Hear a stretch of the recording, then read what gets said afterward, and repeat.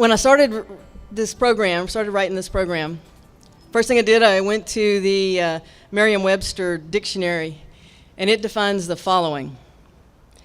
Maverick, an independent individual who does not go along with a group or party. An unorthodox or independent-minded person. Next definition, iconoclast, a person who attacks settled beliefs or institutions. Third definition, nonconformist, a person who does not conform to a generally accepted pattern of thought or action. Now I'm going to say something. Ray Hill was not my friend. I can't tell you how he liked his coffee. I can't tell you what his favorite meal was. Ray Hill was not a father figure to me. He was not a mentor to me. He wasn't somebody that I turned to for advice. Frankly, our personalities clashed. He was a big picture master of the grand gesture, and I am a detail-oriented policy wonk. And I understand that. So why am I here if the first thing that I would say to you is that he wasn't my friend? Why did he ask me to do this? And I'll tell you that for the life of me, I do not know. You know, we knew each other. We knew each other for more than 40 years. I met him in 1975 when I was a little young lesbian feminist college student, and he was an elder statesman of a movement that we didn't even know enough to call a movement yet. He's my parents' generation, and I always looked at him that way. Over the years, we worked together on LGBT issues, we worked together on policing issues, but we disagreed as much as we ever agreed. Over the years, Ray invited me to roast him at least twice. And I have to say that I have a little impulse to try to do that here. I'm trying to refrain, but it's hard. But the last time I roasted him, remember that time where he declared he was retiring from activism? He made this big announcement and scored a great story in the Chronicle. And then he didn't really retire. After I roasted him at that event, and some of you may have been there, he asked me, or he said to me that he wanted me to offer his eulogy someday. And I laughed at him and said, that's just because he wanted somebody that wouldn't upstage him at his own funeral. And I just went on down the road. I didn't think he was serious about that. But in the intervening years, almost every time I'd see Ray, he would say three things to me. He'd make some reference to me and his eulogy, whenever that was going to be. He'd say he was proud of me, and he would tell me he loved me. Now, the first few times he told me he loved me, I rolled my eyes. I know I rolled my eyes. Then for a couple of years, when he'd say it, I'd pretend I didn't hear him. I'd just ignore it. And then he'd say it, and I started giving them this cheeky, yeah, I love you too, man. And then I finally got to the right answer. Took him a few years. And that was when he said, I love you, I said, I love you back. My friend, Pastor Rudy Rasmus, who I know knows Ray, and some of you know Pastor Rudy, every one of his church services, he says, I love you, and there's nothing you can do about it. Ray just wore me down. And that was a lot of how he accomplished things in life, I'm just going to say. He just wore me down. And he called me in September, and he said he'd be gone soon, and asked whether I knew that I had promised to offer his eulogy. And I said I didn't remember promising, but that I would do it if that's what he wanted. And then he said, I want you to be in charge of the whole thing. Can you do that? And I said, yes, absolutely. And one of the people who was in the room, I think, with him when he was making the call, actually, Erin Sachs over here, these two lovely ladies in the black dresses, Erin and Amy Morales, we're part of Ray's support team at the hospice. And Amy is something that I didn't know existed before, and that is that she is an end-of-life counselor. And Ray said that Amy would help work with me, and both of them are helping to work with me on this. But he said, you're in charge. And then I'm going to give you the rest of the conversation almost verbatim, and I'm sharing it because it encapsulates all of my experiences with Ray really perfectly. First of all, when I say Ray wasn't my friend, Ray always called me Parker. He never called me Mayor. He never used my first name. He always called me Parker. He said, Parker, you're in charge. Here's what I want.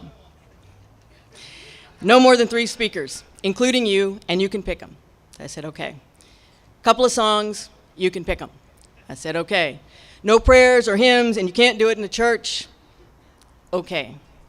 Shouldn't last more than 20 minutes. I don't want people to drone on and on and on like at Carl Whitmarsh's memorial. And I said, okay, I got it. I can do that. And I said, anything else? He said, well, where are you going to have it? And I said, don't worry, I'll find a suitable venue. He said, well, where do you think you're going to have it? And I said, well, it has to be pretty big. It has to have parking. A church would be really easy, but you won't let me use a church. And then I said, Ray, I know what I'll do. I'm going to do it in a strip club. Some of you may not know, he did work for the adult entertainment industry here in Houston for a long time. And I thought I was being funny. There was dead silence on the other end of the phone. He was not amused. And finally, after the silence went on for a little while, and I said, Ray, I have this. And he said, Parker, I know you do. Following week, he called and told me he wanted 6 pallbearers, 2 cops, 2 cons, and 2 from the sobriety community, and for me to pick them. And then a couple of weeks later, Amy called me and told me who the pallbearers were going to be. Then Amy called and told me Ray's list of suggested speakers. Then Amy called and told me what 2 songs we were going to be playing. Then I saw in the paper his announcement that it was going to be on the steps of City Hall.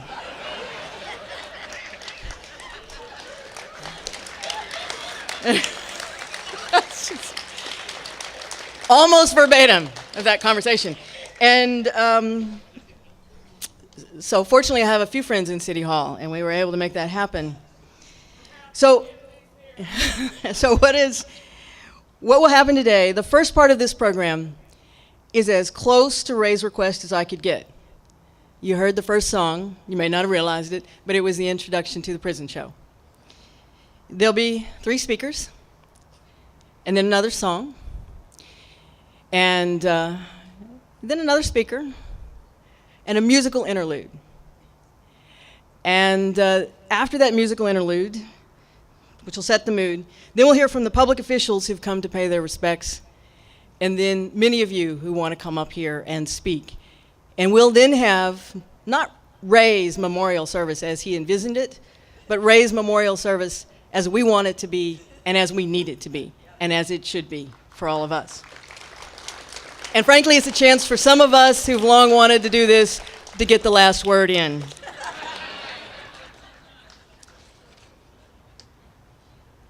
Now, I have a few things to say about Ray. I am not going to tell you his life story. Ray does have a Wikipedia page. Look it up. It's mostly true. And, it's really hard to say things about Ray that he hadn't already said about himself over and over and over again. He was the hero of his own story. And, there's something beautiful about that. Literally, I have seen his autobiographical one-act plays. How many of us have seen all of his plays? There's a few of us out there. Ray Hill, The Prison Years. Ray Hill in Love. Ray Hill and the Sex Police. He's the subject of 2 documentary shorts, Citizen Provocateur, Ray Hill's Texas Prison Show, and The Trouble with Ray. And he has given innumerable interviews over the years, and the story grows in the telling. But he's talked a lot about himself. This is our chance to talk about how we see Ray. And if Ray couldn't remember the details of some event, he'd remember it as he wanted it to be. And there were times when I was at the same event. I see some of you nodding your heads. I was at the same event, and he started telling the story, and I know that wasn't how it went. But by the time he told it 3 or 4 times, that was how it went, and it was much better, the way he remembered it. And because he had so many different aspects of his life, it's like the story of the 5 blind people and the elephant. And, one touches the trunk, and one touches the tail, and one touches the ear, and one touches the leg, and one touches the side. And all they get is one touch, and they each describe a different animal.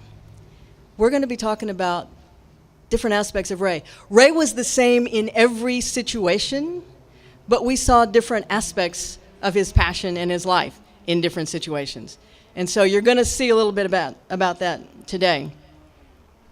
But I'm going to tell you a little bit about him as I knew him. And I'm also going to tell you some things that are not true about Ray Hill. Not that I'm saying they're not true. They're not when I say it, but they're actually in the mythology of Ray Hill, and they're not true. Ray Hill did not found the Houston Gay and Lesbian Political Caucus. There were 4 other people, only one of whom is alive today. Pokey Anderson, Bill Bowie, Hugh Krell, and Keith McGee. He wasn't the first president. That was Gary Van Ottingham. In fact, he was like the 11th president of the caucus.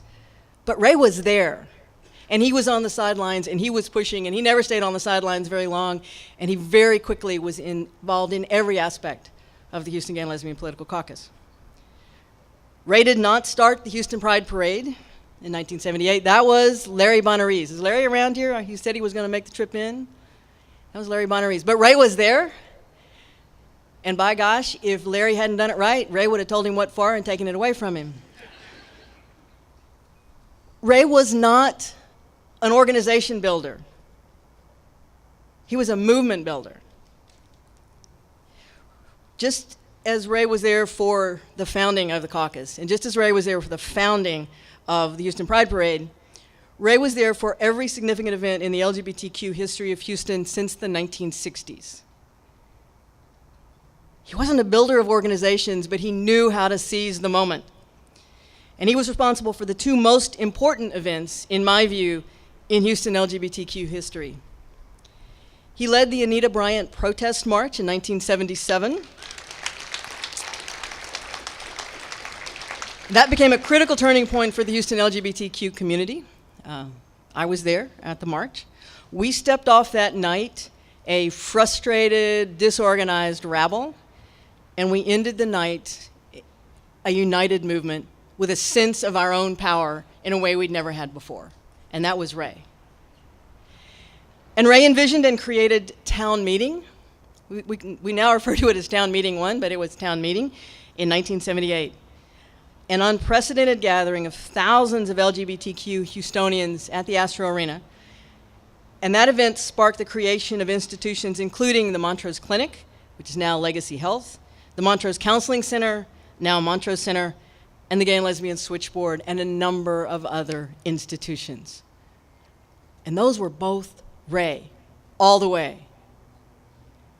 Go in, light the spark, maybe throw a few bombs, get everybody excited, and then let them go out and figure out the details. And we did. And I was asking in an interview the other day about whether Ray was, where we would be as a movement without Ray Hill. No, I disagree with that. Someone said nowhere. No, we would be very much where we are today, very close, but we were a lot farther along and a lot faster because he kept pushing us and he wouldn't let us stop. And he kept stirring things up. Ray was a complicated, infuriating, caring, gifted man with a big heart and a bigger personality. He had 3 passions: LGBTQ rights, prisoner rights and prison reform, and KPFT radio. And the First Amendment was intertwined with all of those. Free speech. And in fact, his Supreme Court case, Houston versus Hill, is in fact his epitaph. It will be on his tombstone, the citation.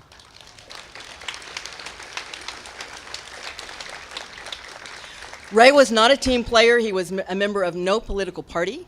He was, however, very intensely political. He was a perpetual outsider. He described himself in an interview as someone born to rub the cat's fur the wrong way. And his own business cards, quoting his Supreme Court case, referred to him as a pesky, contemptuous troublemaker. His role was to afflict the comfortable and comfort the afflicted. And he couldn't abide authority figures of any kind. You know, I've been in a lot of meetings with Ray and a lot of organizations with Ray. A lot of caucus members here. Ray was eloquent in his support of democracy until a vote would go against him on something he really considered important. And then he would bow to the will of the body, go off and either do exactly what he wanted to do in the first place on his own, or relentlessly try to reverse the outcome by every legal means that he could within that organization. That was just Ray. He never compromised and he never quit. Sue Lovell and I were both presidents of the Houston Gay Lesbian Political Caucus, and I don't know if Sue is here. I hope she is. But I can't tell you how many times over the years I was in meetings with some leader of a community organization who asked us how to handle his Ray Hill problem. Sue and I were much more used to mansplaining, apparently, and so it didn't bother us as much. But there were dozens, literally, of those meetings. Well, you know, Ray won't cooperate. Ray just goes off and does his own thing. He did enjoy the limelight a lot, but he was happy to share it. And his mastery of the pithy quote and snappy soundbite was such that he was just better copy than most of it. That's why he got on the news so much. Ray contributed a lot to my political career. I learned how to use Robert's Rules of Order in caucus meetings, and I also learned that he made up the rules as he went along on a regular basis. I learned how to chair a meeting because if I didn't chair a tough meeting, he would hijack it. Ray and I ran against each other for caucus president twice, beat him both times. Second time by one vote with a runoff. One of his voters, I think, went to the bar. But it taught me never to take a single vote in any political situation for granted. He never cut me any slack. He never cut anybody any slack. It was something he thought was important. Ray ran unsuccessfully for public office several times. And, you know, he'd tell you and I would tell you that the reason that I once had an office here in this building was because he and other proud, strong gay men ran to pave the way for me. He was a part of Take 5 when 5 gay men ran for city council at one time, different seats. He's the last one to die. Ray paved the path. Ray was also comfortable in his own skin to an extent that would still be remarkable today. I remember a weekend in the mid-'80s when the GPC, Gay Political Caucus at the time, rented a beach house in Bolivar Peninsula. Jack may have been there. Jack Malinsky may have been there. We had a weekend retreat down there, and there were perhaps a dozen of us, and we went out to dinner on a Saturday night, and some rustic joint full of locals, I don't know the name, where we were, and this burly gray-haired waiter took our drink order and looked at us, and he said, well, what group is this? And there was frozen silence, and we're all kind of side-eyeing each other. And Ray just kind of looked at him and smiled and said loudly enough for the entire room to hear, "We're the Houston Gay Political Caucus." And the waiter kind of looked shocked. Remember, this is the mid-'80s, and he just kind of smiled broadly at Ray and said, "Well, you rascal, you." And that was it. I don't know whether he believed him or not, but Ray was Ray all the time. It didn't matter who else was there. Few people have contributed as much to our civil rights, and he is truly in a class by himself in the length of his service. I did learn from him. I have worked with him. Even in defeat, he was gracious, and he was always generous.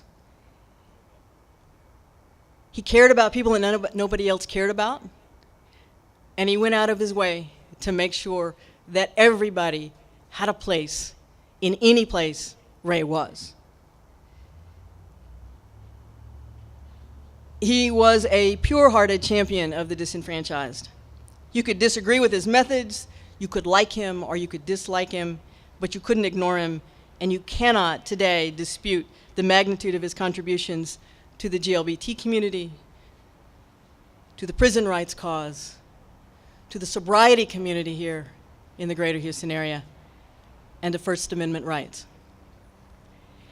One of my friends once said that Ray could do the things he did because he had nothing to lose. I'd say instead that Ray could do the things he did because he was willing to lose everything over and over again for the right reasons. I didn't have to look in the dictionary to define the following. Leader, one who never cared whether you followed him or not because he knew where he was going. Warrior, fierce, uncompromising. Friend. He was not my friend. He was a friend for all of us. He was Ray Hill.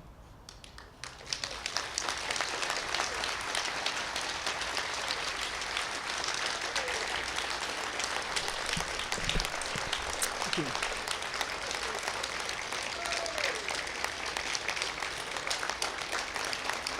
I'm glad I was here when Mayor Parker was speaking and kind of going through the history, because the remarks that Ray gave me to say today didn't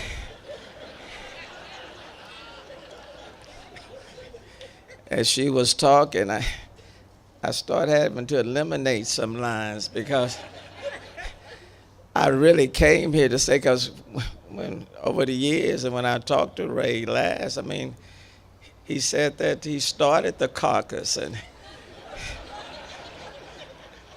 I came here to say that, back in 1967, that's what Ray told me. And then Ray said he started the Gay Pride Parade, and I'm just waiting for him to walk in here right now. I'm just waiting for him to show up. So let me just try to walk around some of those things that we've talked about over the years. But let me just say, Ray Hill was a colorful personality. Colorful, delightful, comical. Ray Hill was a disruptor. Okay, he didn't mind being a disruptor. And quite frankly, over the years, over the last, let's say 50 years, we needed a disruptor in our lives. And quite frankly, still do.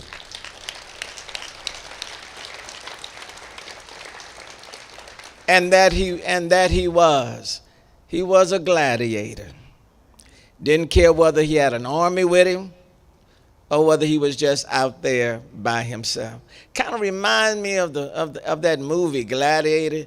You know, there's that scene when I can't think of the man's name. He told the other guy, you just won't die. You just won't die. Ray Hill was the sort of person, he just kept coming. And he didn't mind. I agree with Mayor Parker. He didn't mind losing everything. But when you're fighting for civil rights, human rights, gay rights, when you're fighting to reform a system that's been insensitive and excluded people for so long, in order to be effective, you can't mind losing everything. And so in that sense, whether standing as one or with many, for so many people, their lives have been made better because of the personality of a Ray Hill. Quite frankly, he made us all better. He certainly didn't mind challenging me and telling me as he saw it through his eyes, but he made us all better in his own way and in his own style. That's a good thing.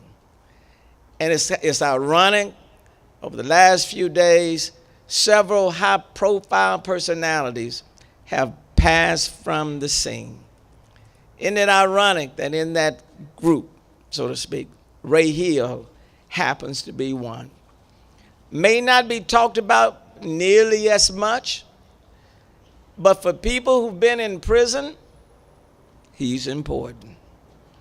For those individuals who've been running to police and sometimes didn't get a fair shake, he's important.